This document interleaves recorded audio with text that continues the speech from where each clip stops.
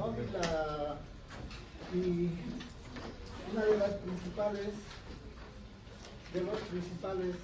motivos de consulta a la emergencia es justamente las hemorragias, los sangrados, ¿no? Y ustedes saben que todo sangrado en el embarazo no es normal, no debe haber sangrado.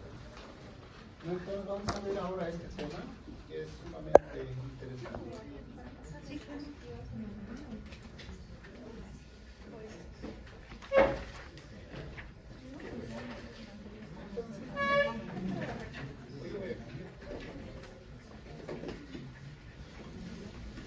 Buenas noches, mi nombre es Aimee Scarlett Castro García. Hoy les voy a explicar un poco sobre las hemorragias de la primera mitad del embarazo, específicamente sobre el aborto. Bien, cuando una paciente femenina llega con sangrado, lo primero que debemos pensar es si es la causa ginecológica o causa obstétrica. Una causa ginecológica podría ser relacionada a alguna patología de los órganos sexuales de la mujer. Una causa obstétrica puede ser provocada por la gestación que está pasando nuestra paciente. Ahora, como bien decía, es muy frecuente una paciente embarazada venga a emergencias refiriendo sangrado. Entonces, cuando viene a emergencias refiriendo sangrado, lo primero que debemos verificar es si es sangre o no es sangre. ¿Cómo? Mediante un examen especular. Entonces, si no es sangre, podemos pensar en la eliminación del tapón mucoso. ¿Por qué? Porque cuando una mujer ya en la etapa final del embarazo elimina el tapón mucoso, a veces hay estrías de sangre. Esas estrías de sangre puede confundir la paciente como un sangrado, una hemorragia y hacernos asustar. Otro puede ser la ruptura de las membranas. Por ejemplo, cuando hay un óbito fetal de maceración grado 2, más o menos, que ya van a aprender más adelante, el líquido se torna rojizo. Entonces, si rompen membranas y elimina esto, la paciente lo va a confundir como una hemorragia. Pero eso sí en la etapa final del embarazo. Ahora, si confirmamos que es sangre, puede haber dos opciones, dos orígenes, genital o extragenital. Si es extragenital, podemos pensar en una cistitis, por ejemplo, una macrohematuria, que la paciente lo está confundiendo con hemorragia, o una hemorroides, que lo está confundiendo a la paciente. Si confirmamos que es genital, puede ser del cervix, que puede ser provocado por una cistitis, por pólipos, por un cáncer de cuello uterino. Pero si vemos que la sangre está saliendo de la cavidad uterina, entonces ahí sí pensamos que está provocado por el embarazo. Siguiente, por favor, doctor. Entonces, cuando confirmamos que sí es sangre, que es una causa obstétrica, y es menor a 22 semanas el embarazo, pensamos en tres patologías: aborto, enfermedad trofoblástica gestacional y embarazo ectópico. Es muy importante saber la clínica de estos tres para poder diferenciarlos y hacer un diagnóstico asertivo. Hoy día les voy a explicar específicamente sobre el aborto. Bien, vamos a empezar definiendo el aborto. ¿Qué entienden por aborto? Es la pérdida espontánea o provocada del producto de la concepción menor a las 22 semanas o con un peso menor a 500 gramos. Entonces, cuando hablamos de aborto es muy importante delimitar el tiempo de gestación. Si es menor a 22 semanas, entonces sí podríamos hablar de un aborto. Etiología. Puede ser espontánea o provocada. La provocada es cuando la paciente inescrupulosamente se lo provoca el aborto. La espontánea es cuando el cuerpo favorece a la eliminación de este producto. Entonces, vemos que en el espontáneo hay causas genéticas, que son en su mayoría un 55% de las veces. ¿Por qué? Por alteraciones cromosómicas que son incompatibles con la vida, como por ejemplo la trisomía 13 o la trisomía 18. Infecciones, como puede ser una candidiasis, una tricomoniasis, que es muy común en la mujer, sobre todo en la mujer embarazada también, que va a favorecer estas infecciones a la liberación de prostaglandinas. Las prostaglandinas ayudan a la contracción del útero, provocando así un aborto. Factores inmunológicos, la misma paciente elimina el producto, y factores endocrinos, como puede ser un hipotiroidismo o diabetes. La diabetes causa bastantes malformaciones genéticas en el embarazo, entonces va a provocar un posible aborto. Ahora, para hacerlo de una forma mucho más ordenada, la etiología se va a clasificar en causas ovulares, maternas orgánicas, funcionales, inmunológicas, trauma o toxicodrogas. Vamos a empezar explicando las ovulares. Las ovulares se refiere a las alteraciones cromosómicas, como ya les había explicado, puede ser la trisomía 13, que es el síndrome de Patau, o el síndrome de Edwards, la trisomía 18, que son incompatibles con la vida. Hay etiologías orgánicas, maternas orgánicas, que se dividen en dos: infecciones locales e infecciones generales. Las infecciones generales son la tuberculosis, toxoplasmosis, chagas, sífilis, que son el TORCH, que usualmente pedimos eso cuando viene una paciente embarazada a consulta. Ahora, las infecciones locales, infecciones genitales, que son la candidiasis, tricomoniasis, y como ya les había explicado, hacen que liberen prostaglandinas. Las prostaglandinas favorecen a la contracción del útero, provocando así un aborto. Malformaciones del útero. Cuando a veces hacemos un legrado muy activo, muy enérgico, ayudamos a que se formen adherencias en el útero. Estas adherencias van a ayudar a que no sea viable el embarazo, entonces va a provocar un aborto. Y competencia istmico-cervical, el cuello del útero no se cierra completamente, entonces esto no va a hacer que haya un embarazo viable.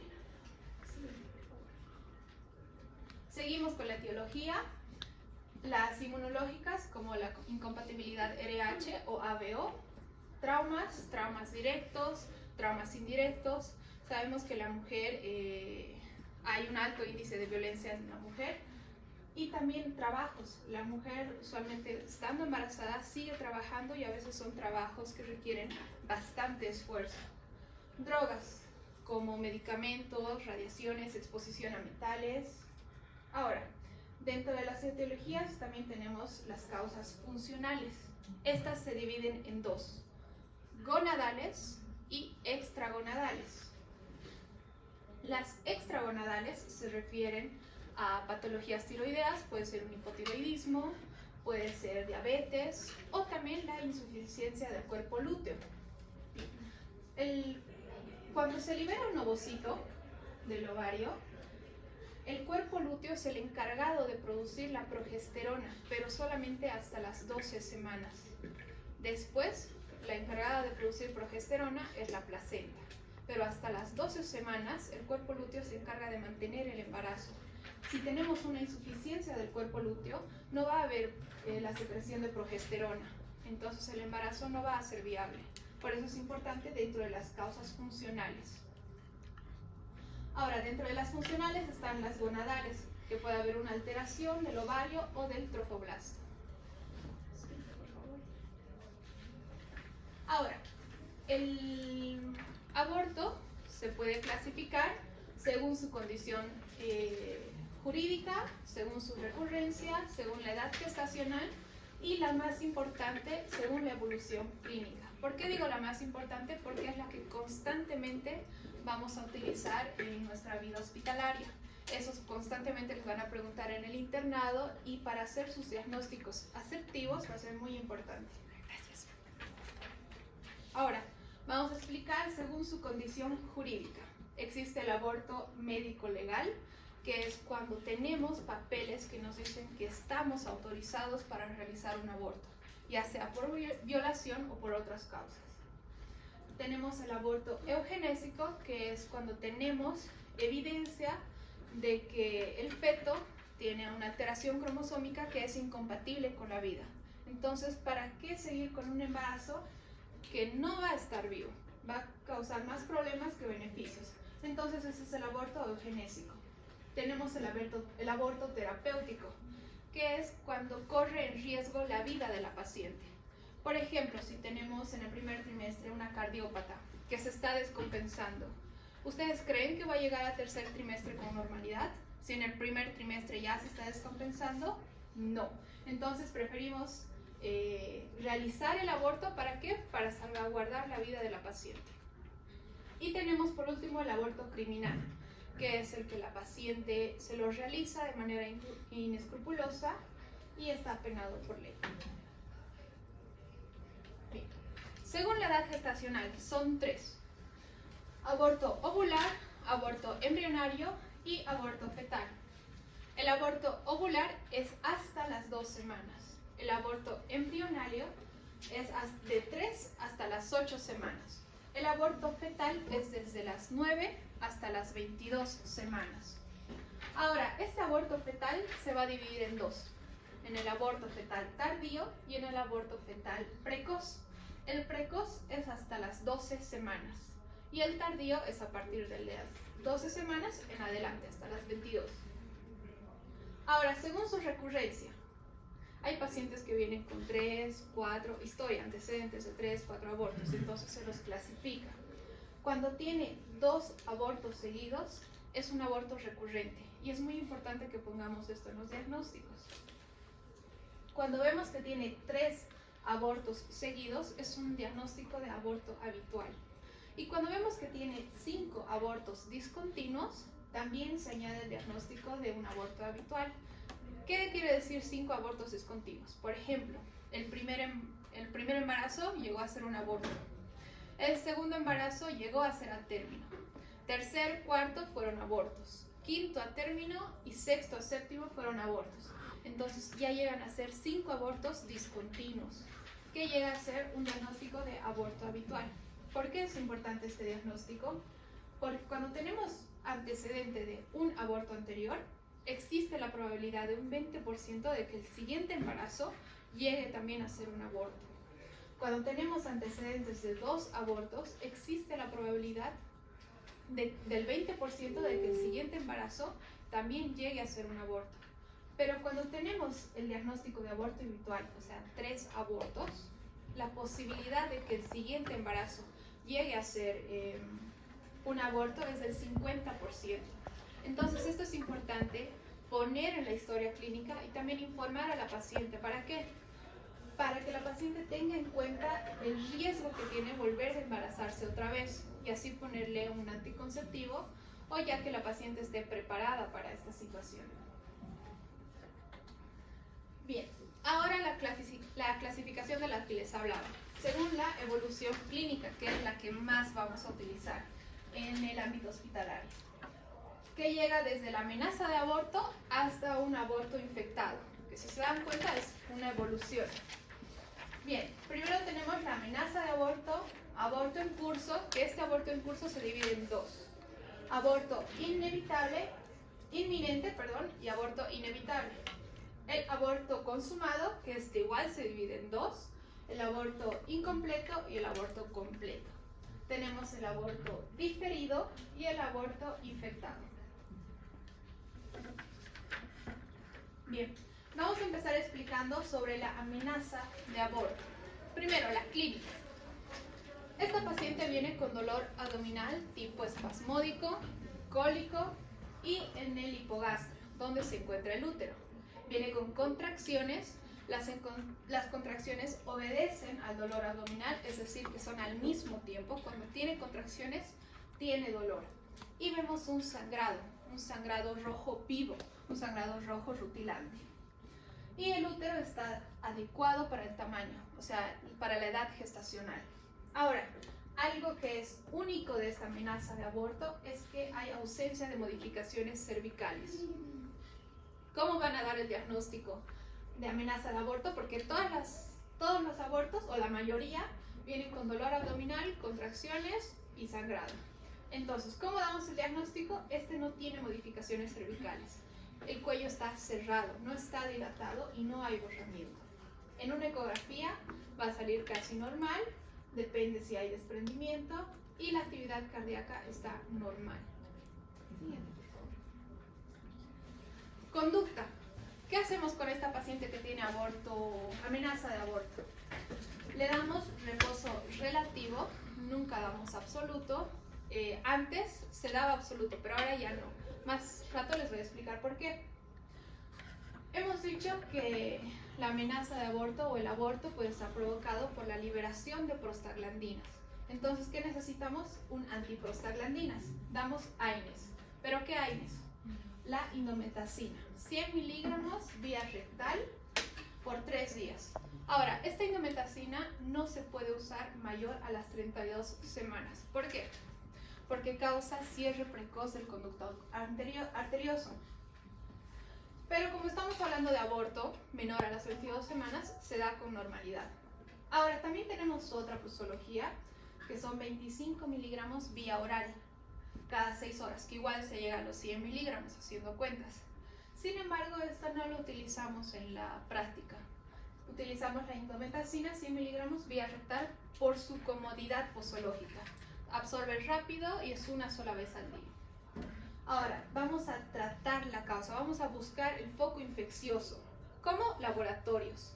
Damos hemograma, orina, también podemos hacer un cultivo del flujo vaginal buscando la infección, buscando el foco de infección.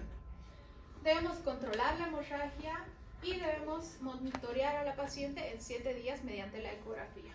Ahora también aquí damos progesterona. Cuando la paciente es menor a 12 semanas y no hay causa de infecciones, no sabemos por qué está sangrando, por qué está con esta amenaza de aborto, podemos pensar en una de las causas funcionales. ¿Se acuerdan que les hablé del cuerpo lúteo? Entonces, este cuerpo lúteo puede que no esté secretando suficiente progesterona y esté causando un desprendimiento. Entonces, damos progesterona 200 miligramos vía vaginal cada 24 horas por 7 días. Siguiente, por favor. Bien, ahora les voy a explicar por qué no se da reposo absoluto y por qué sí relativo. Cuando una paciente está embarazada, llega a un estado de hipercoagulabilidad. ¿Por qué? Porque la paciente se está preparando para el día del alumbramiento. Entonces está con hipercoagulabilidad. Y esta es la triada de Virchow, que esta es la triada que favorece a la formación de trombos. Entonces, nuestra paciente ya está con hipercoagulabilidad. Estando con hipercoagulabilidad, dándole el reposo absoluto, vamos a añadirle la éstasis sanguínea. ¿Por qué? Porque un reposo absoluto, la paciente no se puede mover ni para ir al baño. Las necesidades las tiene que hacer en tacha. Entonces vamos a tener una éstasis, hipercoagulabilidad, lo cual nos va a favorecer a la formación de trombo. Si una paciente embarazada está con estos dos para formar el trombo, vamos a tener un tromboembolismo pulmonar. Siguiente, por favor. Bien, aquí les puse una ecografía de una amenaza de aborto en una paciente de 5 semanas de gestación. Acá vemos el saco gestacional. Este blanquito que ven acá es el polo embrionario. Ahora, aquí, ¿qué es lo raro? Que aquí hay una mancha negra que ven. Hay un hematoma. Por eso está sangrando. Entonces, por eso es una amenaza de aborto. Ahí se le da toda la conducta que ya les dije antes. Siguiente, por favor. El siguiente, que es el aborto en curso. Acá el aborto en curso ya hay modificaciones cervicales. Es lo importante del aborto en curso. Hay modificaciones cervicales. Pero este se divide en dos. En el aborto inminente y en el aborto inevitable. ¿Cuál es la diferencia más importante entre estas dos? Porque ambas tienen modificaciones cervicales, que es que el inminente tiene las membranas íntegras y en el aborto inevitable tiene las membranas rotas, corioionamios. Entonces, el inminente aún podemos salvarlo, aún podemos hacer que se detenga el sangrado. El inevitable ya no, ya rompió membranas. Esa es la diferencia más importante entre estas dos. Ahora, en el inminente hay la misma clínica, dolor abdominal, contracciones, sangrado, membranas íntegras, modificaciones cervicales y el útero de tamaño adecuado para la edad gestacional. El tratamiento, reposo relativo, AINES, progesterona y tratar la causa. Es la misma que en la amenaza de aborto. Ahora, En el aborto inevitable, donde ya no hay nada más que hacer, donde ya se rompieron las membranas. Hay la misma clínica, dolor abdominal, sangrado, contracciones, pero aquí ya están rotas las membranas. Hay modificaciones cervicales y el tratamiento es facilitar la expulsión. ¿Por qué? Porque ya no hay nada que hacer. Debemos facilitar la expulsión. ¿Cómo? Con la maduración cervical, con misoprostol. ¿Qué es el misoprostol? Es un análogo sintético de prostaglandinas E1. Entonces, hay diferentes posologías. Podemos dar 600 microgramos vía oral o 400 microgramos vía oral, vía sublingual, 200 microgramos vía vaginal cada 4 horas, hasta que expulse el feto, y entonces nosotros ya terminamos con un LUI o con un AMEU. Pero ahora, ¿qué va a determinar o qué nos va a decir si hacemos un LUI o un AMEU? Estas dos cosas. Para hacer un AMEU necesitamos que la paciente tenga menor a 12 semanas de embarazo y que esté menor a 2 centímetros su dilatación. Para hacer un LUI, entonces necesitamos que esté mayor a 12 semanas y que tenga una dilatación mayor a 2 centímetros la paciente. Pero ahora yo les pregunto, si viene una paciente con 10 semanas de gestación, pero con una dilatación de 3 centímetros, ¿qué decidirían? ¿Un AMEU o un LUI? LUI. ¿Por qué? Por la dilatación. ¿Por qué? Porque si hacemos un AMEU, son cánulas que vienen delgaditas, que tienen que entrar al orificio cervical. Si ponemos esa cánula y está con 3 de dilatación o más, va a haber un espacio y no va a ser efectivo la aspiración que vamos a hacer. Es por eso que no se puede y se hace un LUI. Siguiente, por favor. Bien, el siguiente es un aborto consumado. Este se divide en dos: el aborto incompleto y el aborto completo. El aborto incompleto es la expulsión del producto y los restos ovulares. Sigue teniendo la paciente sangrado, el cuello uterino sigue dilatado y el útero está grande. Tratamiento, LUI y AMEU. No se da ya misoprostol, ¿por qué? Porque ya está dilatado y ya ha expulsado. No tenemos que facilitar la expulsión de nada porque ya lo ha expulsado. Entonces decidimos, igual con las características que les he explicado, si hacemos LUI o si hacemos AMEU. Ahora, el aborto completo. El aborto completo es cuando la paciente ya ha expulsado todo. No hay restos ovulares, no hay producto, no hay nada y el cervix ya está cerrado, está totalmente cerrado. No hay dolor, no hay sangrado, no hay contracciones. La paciente viene a consulta y lo único que tenemos que hacer es seguimiento en 2 días para ver cómo está la paciente. Ahora, por el riesgo de que tenga alguna infección la paciente, debemos explicarle sobre los signos y síntomas de alarma, como por ejemplo fiebre, dolor abdominal o alguna hemorragia que esté teniendo la paciente. Si tiene algunos de estos síntomas, debe acudir inmediatamente a la emergencia. Ahora, el aborto diferido o retenido. Este aborto es la muerte del producto con retención del saco gestacional dentro del útero. Es decir, se muere, pero se queda el saco gestacional. Usualmente el cuerpo lo va absorbiendo, sin embargo necesita tratamiento a la paciente si llega con estos síntomas. Bien, acá la paciente ya no va a tener síntomas del embarazo. No va a haber náuseas, no va a haber nada del embarazo. A la ecografía va a haber un saco pequeño para la edad gestacional, va a haber ausencia de frecuencia cardíaca fetal. La frecuencia cardíaca fetal ya se puede escuchar en la ecografía a las 6 semanas. Y va a haber ausencia de movimientos fetales y el cuello va a estar cerrado. Ahora, la ecografía vamos a ver una deformación del saco, puede estar achatado, como aquí vemos. Va a haber un crecimiento del saco vitelino, un saco gestacional mayor a la del embrión. El embrión ya no tiene latido cardíaco. Y el tratamiento va a ser maduración para facilitar la expulsión con misoprostol a las dosis que ya les he indicado. Va a ser LUI o AMEU. Siguiente, por favor.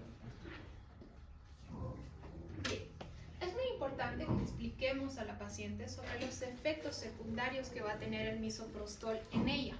Como por ejemplo fiebre, que la fiebre usualmente se da cuando nosotros damos dosis muy altas del misoprostol. Va a tener escalofríos, bueno, posiblemente va a tener escalofríos, náuseas, vómitos o diarrea. El misoprostol está indicado en personas con hipertensión severa, epilepsia, fiebre o signos de sepsis, mal estado general, alergia a las prostaglandinas, que es muy poco común, pero hay, sospecha de embarazo ectópico o trastornos de la coagulación. El aborto infectado, que es el último, va a tener clínica de infección. ¿Cuál es la clínica de infección? Fiebre, taquicardia, taquipnea. Entonces, el útero va a estar grande, va a estar blando y va a estar doloroso. Y va a haber una reagudización del dolor. Puede que la paciente tenga un flujo purulento por la infección que está teniendo. Y va a haber diferentes estadios. El más común, el estadio 1, que se limita al útero, el estadio 2, que afecta hasta los anexos, y el estadio 3, que es el más complicado, es un absceso pélvico. Para el tratamiento, se utiliza usualmente un esquema triasociado. Tenemos que cubrir gram positivos, tenemos que cubrir gram negativos y anaerobios. Entonces, para cubrir gram positivos utilizamos la ampicilina EB 1 gramo cada 6 horas por 7 días. Para cubrir anaerobios utilizamos metronidazol EB 500 miligramos cada 8 horas. Para cubrir gram negativos utilizamos la gentamicina EB 80 miligramos cada 8 horas. Ahora también existe un esquema biasociado de 2 fármacos, que es la cefotaxima, que con esa cefotaxima cubrimos gram positivos y gram negativos, 1 gramo cada 6 horas, o y combinado con metronidazol EB 500 miligramos cada 8 horas. Con esto estaríamos cubriendo los 3. Lo que más utilizamos es la primera, la triasociada, pero también podemos utilizar la segunda. Complicaciones del aborto. Una de las más peligrosas de las complicaciones son las hemorragias. Como más sabemos, las hemorragias es una de las principales causas de muerte materna en Bolivia. Entonces, una de las complicaciones más importantes, hemorragia. El otro, impacto psicológico. La paciente puede sentirse culpable, puede sentir la pérdida de su bebé, puede tener insomnio, la paciente puede tener infección, o algo sumamente importante y algo que hay que saber diagnosticarlo a tiempo, porque en cuestión de horas la paciente puede llegar a morir, es el síndrome de Mondor. Este síndrome de Mondor está identificado por una triada. Esta es la triada del síndrome de Mondor, que es anemia, ictericia y cianosis. Es importante que lo recuerden. ¿Por qué? Porque es importante diagnosticar a la paciente a tiempo, porque en unas horas la paciente se puede llegar a morir. Entonces, anemia, ictericia y cianosis. Siguiente, por favor. ¿Qué es el síndrome de Mondor? Está causada por la hemólisis post-aborto, provocado por maniobras abortivas. Esto pasa por el paso de esta bacteria, del Clostridium perfringens, a la circulación materna. El tratamiento es fácil, es rápido, lo importante es diagnosticarlo a tiempo. Es penicilina sódica 20 a 40 millones de unidades internacionales diarias, combinado con gentamicina de 3 a 5 miligramos. Usualmente usamos de 5 a 7 miligramos. Sin embargo, para no tener un efecto tóxico para el riñón, utilizamos de 3 a 5 miligramos kilo peso. Ahora, si este tratamiento no está funcionando, si no vemos efectividad, podemos hacer una exsanguinotransfusión o, por último, una histerectomía. Ahora aquí, recapitulando un poco. ¿Alguien se acuerda qué es el aborto? Es Exacto. La pérdida espontánea o provocada del producto de la concepción menor a 22 semanas o con un peso menor a 500 miligramos. Ahora, la más importante de las clasificaciones, o una de las más importantes, es la evolución clínica. ¿Qué vemos? Amenaza de aborto. ¿Saben lo más importante de la amenaza de aborto? ¿Se acuerdan? Sin modificaciones cervicales. Sin modificaciones cervicales. Bien. El aborto en curso. Aquí ya hay modificaciones cervicales. Pero se divide en dos. En el inminente y en el inevitable. ¿Se acuerdan la diferencia entre estos dos? Membrana íntegra. Exacto. Acá están las membranas intactas. Entonces, ¿qué? Se puede salvar al bebé. Pero acá ya no, es inevitable. Ya no se puede. Ahora, en el aborto consumado existen dos. Aborto incompleto y el aborto completo. Luego pasamos al aborto diferido y el aborto séptico.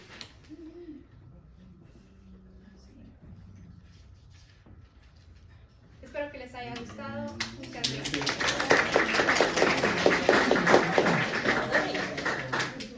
¿Sí hay preguntas? ¿Alguna pregunta? ¿Alguna duda?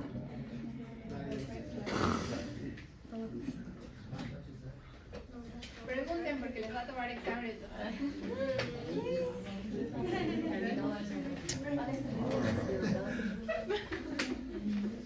A ver. ¿Se acuerdan de la clasificación según su edad gestacional? Sí. ¿Cuál es? Ovular.